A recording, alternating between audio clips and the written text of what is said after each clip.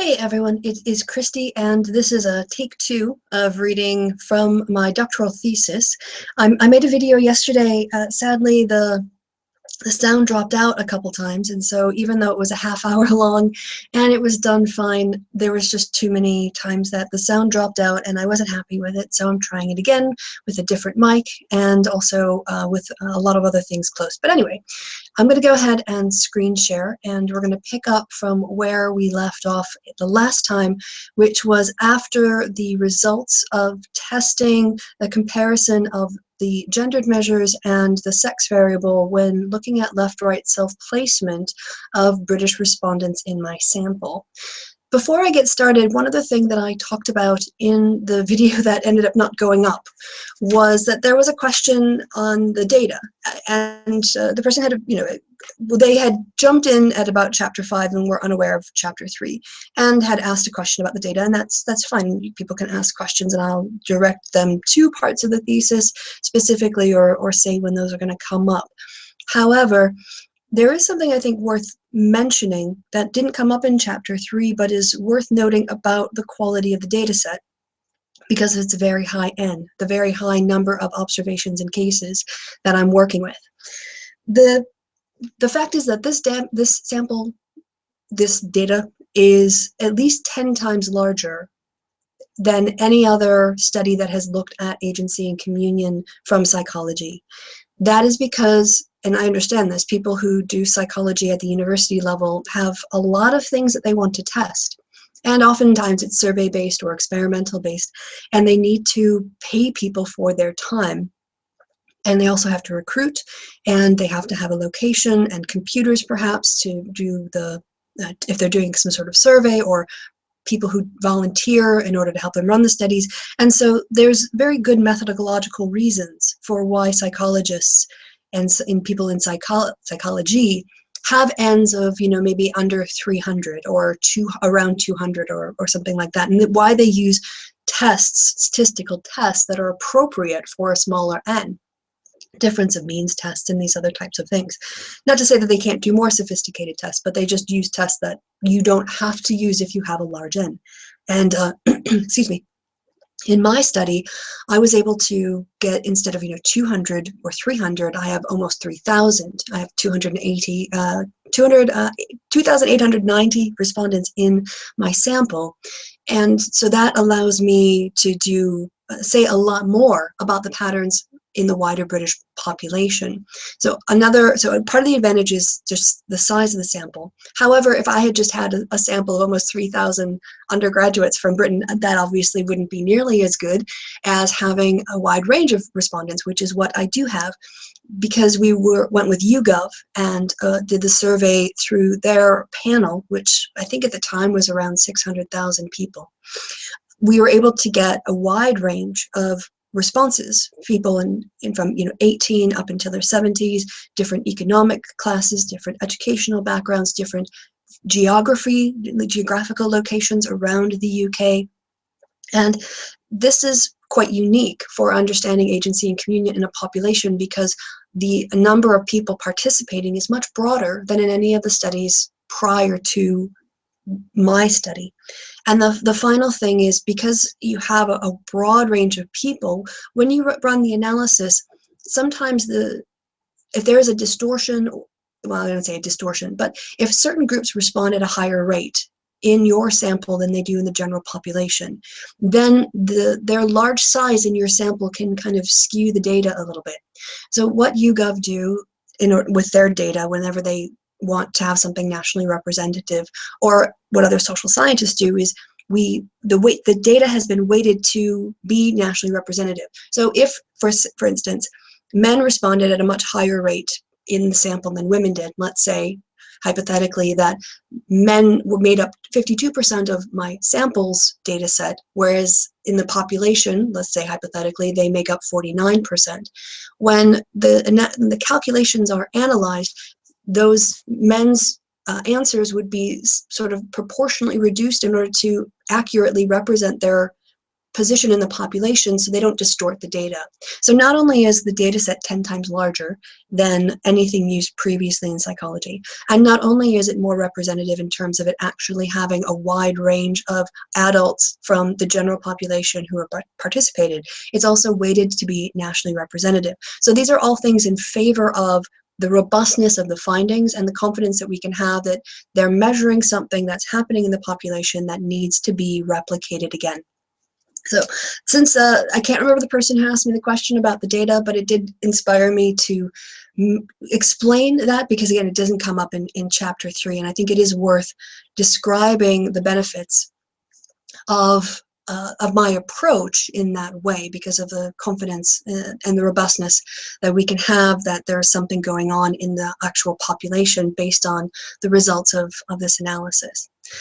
Moving on to what we're going to evaluate this time in terms of traditional left-right political attitudes as have been historically measured in political science, especially in this case, British political science. We've done the left-right self-placement on a numerical/adjectival scale, and now we're going to be looking at the results of analysis when using the socialist laissez faire scale and the libertarian authoritarian scale developed for British political science. Sorry, I'm just going to pause here to clear my throat, and I'll turn off the mic when I do that, because obviously that's not very pleasant to listen to. So just 1 second. Okay, I'm back.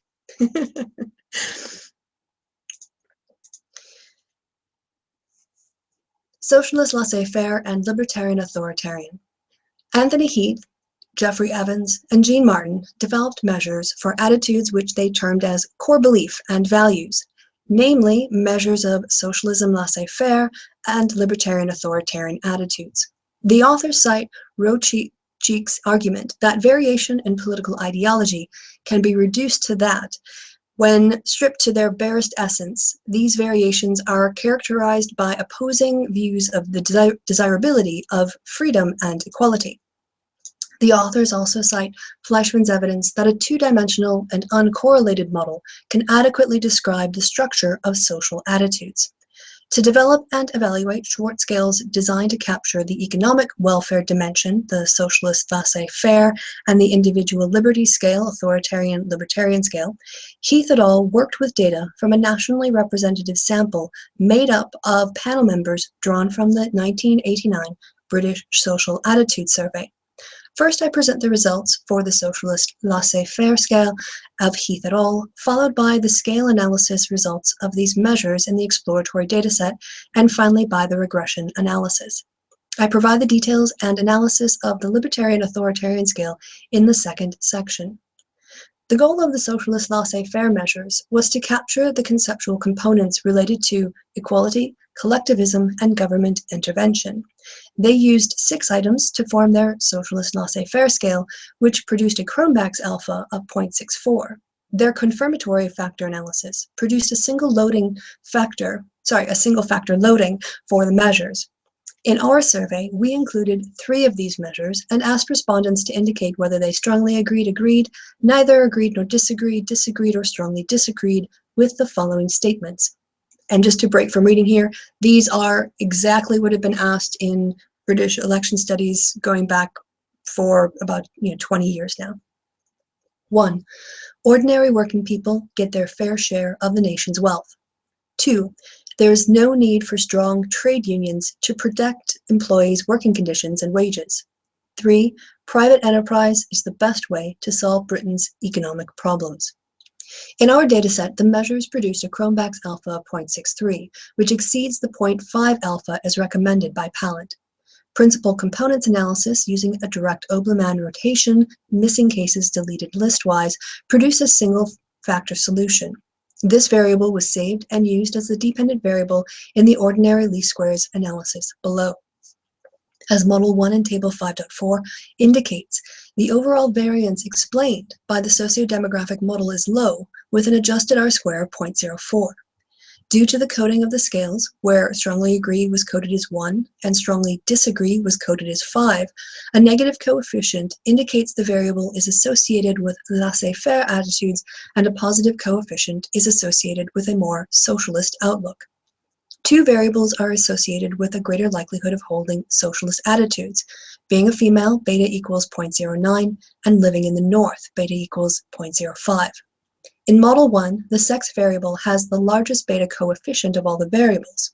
The other variables, which produced similarly high betas, higher incomes and having a mortgage, were associated with support of free markets, beta equals negative 0.08 for both measures. So, having a higher status job is associated with free market principles, beta equals negative 0.06, as was being older, beta equals negative 0.05, and being a self-identified Christian, beta equals negative 0.05. Adding gender measures to the model, Model 2, doubles the variance explained to 8% and renders both the sex and age variables insignificant. Instead of the sex variable producing the largest beta, communion has the largest beta, 0.16, and agency has the second largest beta, negative 0.12, in the expanded socio-demographic model.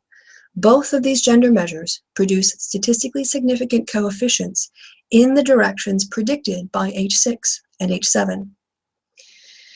I think I'm going to break this here just to kind of go over the analysis, because we're moving on now to libertarian authoritarian, and you haven't really seen the numbers yet. So first is the principal components analysis, the component matrix for the socialist laissez-faire measures. As you see, when you put them into a statistical package and you run PCA, what you find is that the answers that people give correlate very highly in the single dimension, which indicates to someone interpreting these results that these measures are measuring the same latent variable, because you can't measure socialist views directly, or if you ask people if they're a socialist, that's not a good way to measure whether or not they are a socialist, because of social desirability and the way that the term is understood in the community or the society over a given period of time.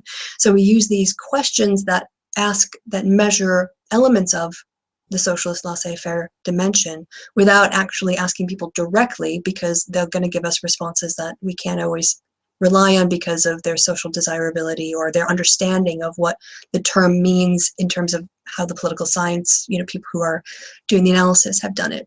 So we have a single factor loading, and when you run a regression analysis, in this case ordinary least squares regression on it, if we were to run a traditional political science model with demographic variables, it would appear that there is a massive sex difference.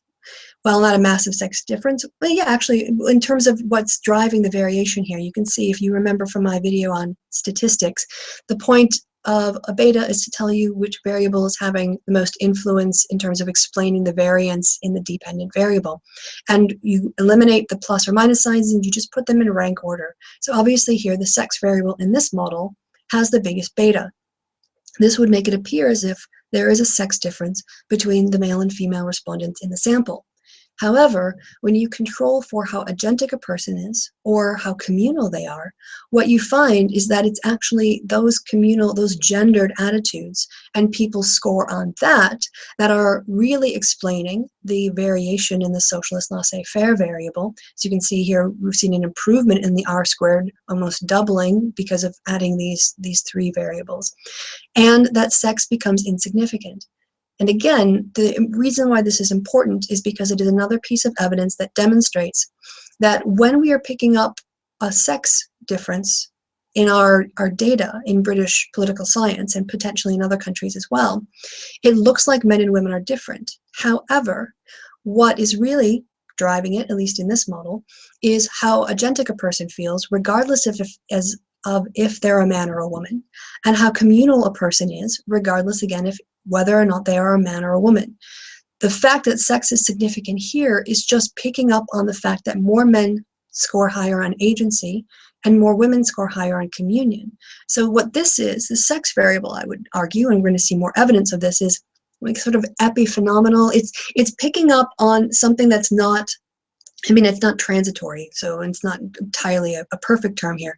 But when we're picking up on this variation that we're attributing to the male-female distinction, what we're missing is that there's actually a value and a norms distinction here that is more important than a biological sex explanation to account for people's variation in their preferences on socialist laissez-faire issues.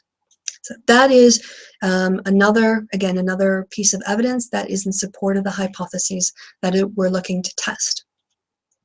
Moving back to the document. In their work, 6 items were used to form Heath et al.'s libertarian authoritarian scale. Their analysis produced a Cronbach's alpha of 0.53, and their confirmatory factor analysis suggested that a single factor loading. In addition to the traditional measures developed by Heath et al., we included some new measures of libertarian authoritarian attitudes developed by Mehrabian into the questionnaire for the first testing wave. Based on the performance of these measures in the testing wave, the main questionnaire respondents were asked to indicate whether they strongly agreed to strongly disagreed with the following statements. And again, these are coming from a tested series of questions battery that had been published by Mehrabian, as well as the traditional long-term socialist libertarian authoritarian scales from British political science. So, 1, young people today don't have enough respect for traditional British values. 2, censorship of films and magazines is necessary to uphold moral values. 3, people should be allowed to organize public meetings to protest against the government. 4, people in Britain should be more tolerant of those who lead unconventional lives. 5, even political parties that wish to overthrow democracy should not be banned. 6, we need a strong government to create a better society. 7, I am willing to exchange my personal freedoms for greater security provided by government programs. 8, people who break the law should get stiffer sentences. Again, when you do a principal components analysis and evaluate the response patterns for these 8 questions, as I will be describing in the text, what you get instead of a single factor loading, which is what we saw here with the measure of socialist laissez faire, a single component where all of the questions loaded on a single dimension showing that they were measuring the same thing. Here we see that they've broken up into 2 components. So we would, as political scientists and other people who would do this sort of work, would then separate out, and that's what I did, separate out the questions that are in a second component, and you can deal with those separately, and then reduce the scale from 8 down to 5 in order to capture this one component. So just to review here, the component that's number 1 is loaded with the question about people don't have enough respect, that censorship in magazines is necessary to, uphold moral values, that these people would be more likely, to agree that you need a strong government to create a better society, willing to exchange personal freedoms for greater security, and people who break the law should get stiffer sentences. These are the elements that hang together. And then you've got a separate component here, which is people should be allowed to organize public meetings, people in Britain should be more tolerant of those who lead unconventional lifestyles, and even political parties that wish to overthrow democracy should not be banned. And that's the second component. So what we would not want to do is put all these together and say they're measuring the same thing, because our factor analysis shows that there are 2 elements of these questions here that are quite distinct in their response patterns. Our measures for the, this should be libertarian authoritarian scale, produced a Cronbach's alpha of 0.37, which was significantly lower than the results for Heath et al. Principal components analysis using a direct Obermann rotation was conducted on these measures, and the results, table 5.5, indicate the 2-factor components. Again, that's what we've just covered. This time the scale analysis for the 5-question scale produced a Cronbach's alpha of 0.64. The results for the 3-question scale produced a Cronbach's alpha of 0.44. As noted in Chapter 3, Pallant recommends a Cronbach's alpha of 0.5 on scales of fewer than 10 items. However, it is common to find low Cronbach's alpha with small scales. An alternative evaluative measure was recommended by Briggs and Cheek, who recommended an inter-item correlation range of between 0.2 and 0.4. The inter-item correlations for the 3 items ranged from between 0.18 and 0.24. Based upon these results, the 3 questions on factor 2 were removed, and only the 5-item libertarian authoritarian factor variable was analyzed with ordinary least squares regression. The results of Model 1 and Model 2 are displayed in table 5.6. In Model 1, the socio-demographic model accounts for 11% of the variance explained. In Model 2, the addition of the gender measures has a negligible effect, raising the adjusted R-squared from 0.11 to 0.13. Due to the way the responses are coded, a negative coefficient indicates the variable is associated with authoritarian views, and a positive coefficient is associated with a liberal outlook on the questions listed above. In both models 1 and 2, higher education produces a liberalizing effect and produces the largest beta, 0.20 in both models. Self-identifying as a Christian is associated with authoritarian views and has the second largest beta coefficient in both models, negative 0.14 in Model 1 and negative 0.13 in Model 2. Sex is significant in both models, with women being more authoritarian than men even when controlling for an individual's gender score. In Model 2, the agency variable was not statistically significant, evidence against H6.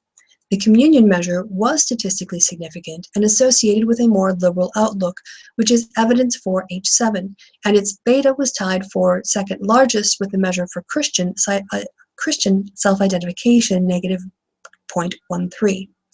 In Model 2, the emotional vulnerability variable was also statistically significant and associated with a more authoritarian outlook, beta equals negative 0.05, a result in line with the results of Chapter 4, which indicated that emotional vulnerability was associated with indicating the respondent would vote for the right-leaning Conservative Party. Again, going over the data here, we can see from the betas that in the previous model here, if we put these in rank order again, ignoring the sign of the coefficient, you have age left school, so education, and then Christian down here. Then you have the sex variable, income, parent, and being married. These are the ones that are all in operation in terms of the socio-demographic model. When you include the measures of the gendered measures, you can see that what happens is education is still the most important explanatory variable. Now the self-identified Christian is tied with communion as moving people over to a more authoritarian position, which is the negative position. And then you have other variables that remain pretty stable. You've got married is pretty stable, and then it stays close to the same amount. The size of the beta is the same here also for income. So what this tells us is that sex and gender, it's not enough to just include measures of agency and communion and suddenly you're going to explain all of the variance that used to be explained by the sex variable, which is what we saw in this table, and we're going to be looking at how sex is made insignificant in second variables in other locations as well. But what it does tell us is that there is still some variance that is explained, that is a difference between men and women that is above and beyond the differences that we can already account for by using the gendered measures. So it's not, as I said, just the case that because you have a measure of agency and communion, one can make the sex variable just go away in every single instance. That would have been an interesting finding, but life is way more complicated than that, and data is often more complicated than that. So we have here the communion is in support of the predicted hypothesis, and then the other one, agency, is not. So we're going to move on to equality and kindness. And then I think we're going to leave it off because after we get through equality and kindness, sorry, just one second. The next section has to do with voting, and we move from ordinary least squares regression into logistic regression. And I think it just makes a bit more sense to keep all of the interpretations together in a 20-minute video, within one method, because I can then explain next time about the odds and how a logistic regression talks about the likelihood rather than measuring the change in a dependent variable given a 1-unit change in the independent variable. Equality and kindness. So far, this chapter has examined the relationship between common measures of political attitudes and measures of gender. In the next section, I will review the results of analyses on 2 additional scales that were included in the dataset.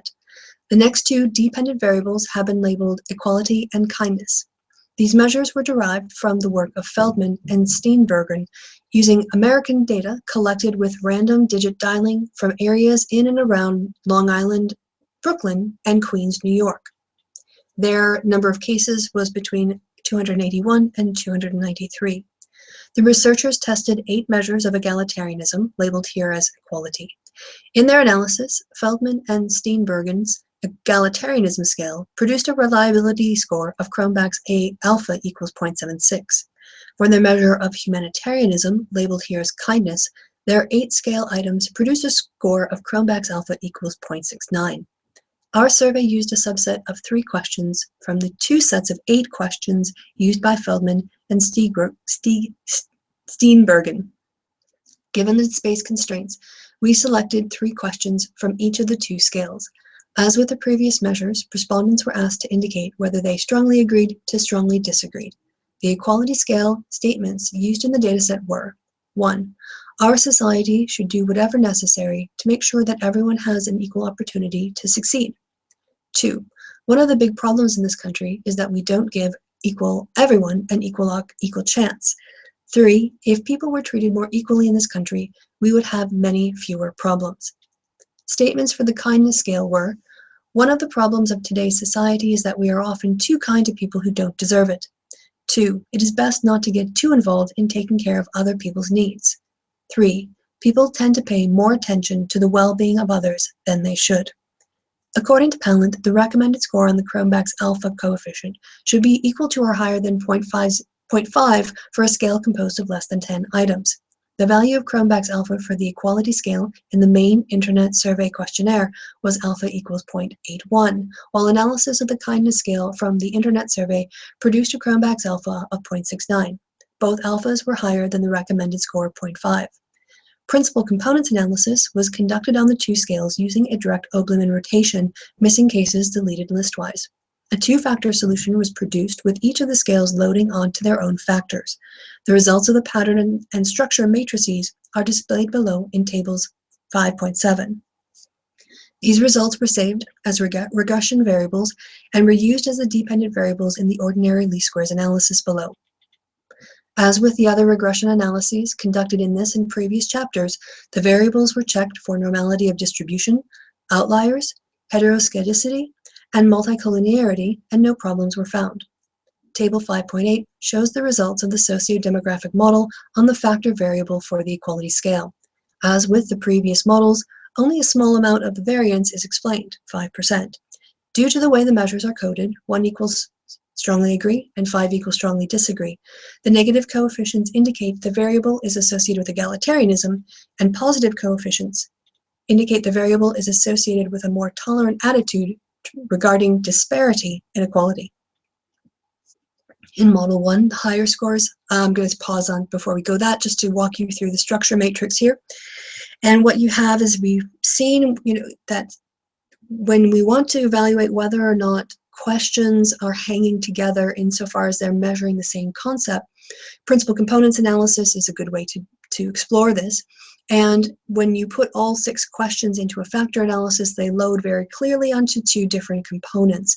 And the first one, you could say all of the bolded ones in component 1 that are 0.75, 0.89, 0.89. These are the levels at which they're sort of correlating or hanging together, which is very distinct from the 0.05, 0.13, and the 0.19. So you can see that that cutoff point shows a very clear distinction. And we see the same thing with the kindness scale, which have scores of 0.81, 0.84, 0.70. So these are 6 sets of questions that are measuring 2 distinct latent constructs or latent variables. In Model 1, the higher scores on the economic socio-demographic variables are associated with tolerance of inequality, with income producing the largest beta at 0.11, followed by home ownership, beta equals 0.10. More egalitarian views are associated with being older, being female, and being a parent. Adding the gender variable modestly improves the fit of the model, adjusted R-squared 0.07, and has the effect of making the sex variable insignificant. In Model 2, the communion and agency measures produce robust betas relative to the other variables included in the model, beta equals negative 0.10 and 0.09 respectively, and both measures are in the predicted directions. This result provides more evidence in support of H6 and H7. Finally, the measures of emotional vulnerability is also statistically significant and is associated with egalitarian attitudes, beta equals negative 0.05. OLS regression on the kindness factor variable produces a low amount of variance explained. The adjusted R-square for Model 1 is 0.06. Due to the way the variables were coded in this model, a negative coefficient indicates the variable is associated with attitudes that regard kindness as important, and positive coefficients are associated with affirmative attitudes toward principles of kindness. According to Model 1, higher levels of education are associated with affirmative attitudes toward kindness. Moreover, this measure has the largest beta coefficient, beta equals 0.18. The next largest beta is associated with being female, beta equals 0.11. Following these two variables, there is then a drop-off in terms of the beta size, with several other variables producing beta coefficients which range between 0.04 and 0.07. In Model 2, the inclusion of measures of gender does not render the sex variable insignificant. Women had a higher score on the kindness scale than men, even controlling for the explanatory effects of gendered perspectives. However, the inclusion of gender measures, and in particular measures for communion, overtakes the sex variable in terms of how much of the explanation it can account for. Education still produces the largest beta, but communion has the second highest beta in the socio-demographic model, 0.14. Sorry, the education beta was 0.19. Sex and agency measures are both within a second group of explanatory variables which have beta coefficients ranging from between plus and minus 0.04 and 0.07. Emotional vulnerability is not statistically significant in this analysis, and these results provide support for H6 and H7. First, let's look at the equality scale, and this is what I mean to say when it's not like putting in agency and communion produce a consistent effect. Things are like life is always more complicated than that. So what we have here, as you can see, is that there was a difference. It wasn't the biggest beta. In fact, it was tied with parenthood for being the lowest one in terms of the rank order of the betas in Model 1. But when you control for agency and communion, again, sex becomes statistically insignificant. So it's not the case that women are more in favor of equality and men are more in favor of tolerating inequality. It is the case, based on this, that when you put agency and communion into a model, the variance that had previously been picked up by the sex variable is now fully accounted for by agency, communion, and emotional vulnerability. And in fact, communion here now ties age in years as the highest ranked beta. Oh, sorry, there's a couple here, income and mortgage as well. So communion is performing right up there with really powerful control variables in terms of, if you have more money, you're probably more likely to be, intolerant of poor people or inequality. If you have a mortgage, your score is going to be more associated with tolerating inequality. And as you get older, people there's a trend to becoming more egalitarian, whereas people in their younger years seem to be more tolerant of inequality. So this is how the data worked out in my data set, and as I have concluded before, we can see that the sex variable variation is accounted for fully by including agency and communion. But life is not that simple. So here is Model 1 on the kindness factor, and even when you control for agency and communion, the effect of being female is still statistically significant, and fairly highly statistically significant at that. This is not near 0.5, it's near 0.001. That doesn't really tell you anything about the strength of it, just how confident we are that it's not an aberration, that it actually would be a real thing in the data set. We can also see that after age left school, you get communion now as the second most important beta, or the second largest beta, and that's because it's positive. It's in the direction of kindness being important. And then you also have agency, which has the negative impact on the dependent variable, but it's kind of clustered around all of the other ones. So you can, in terms of breaking, let's say 10% mark or 0.10, agency, communion and age left school are really driving what that small amount of 8% of variation that's being explained. The next thing is partisanship, and as I said, I think it's probably best to stop here because, one, I'm trying to keep these videos to 20 minutes, and I suspect I've already gone over that by quite a bit, and also because we're going to move from an ordinary least squares regression into a logistic regression, and I think it's just easier to package methods together rather than in case people walk out of the room and come back in and suddenly I'm not describing, I'm talking about likelihoods rather than changes in the dependent variable. So that's it. I'm going to have a quick look here. I'm going to go through the partisanship section, see how long it is.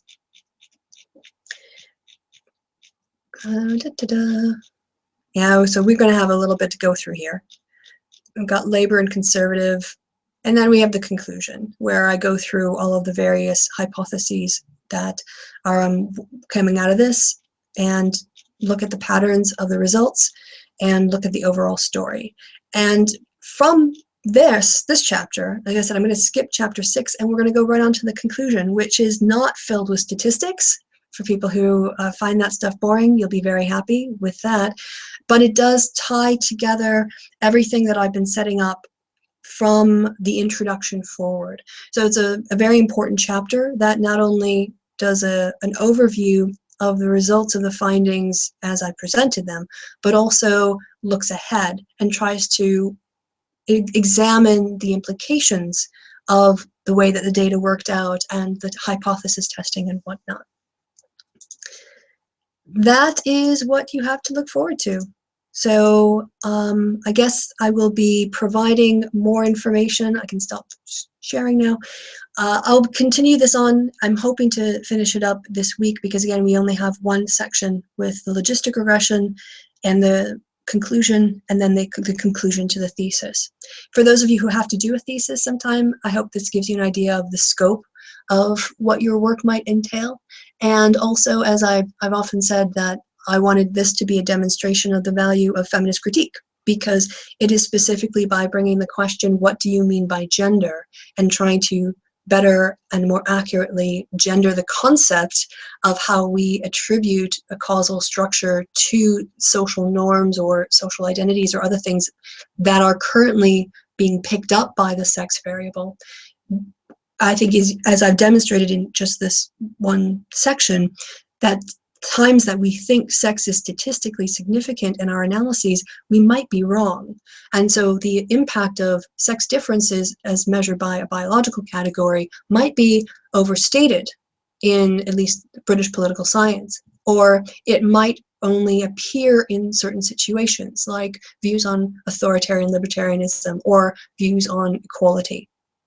So yeah, what this investigation has produced is trying to better understand where the variation is coming from in order to have a better survey instrument, in order to have better and more accurate results, so that we can be more precise in our description of the empirical world, which is what science is. Thank you for watching all the way to the end of the video. You're such a nerd if you've made it this far. I appreciate you. I think you're awesome for your nerdiness. So until next time, I've been Kristi, you've been awesome, and I'll talk to you later. Bye!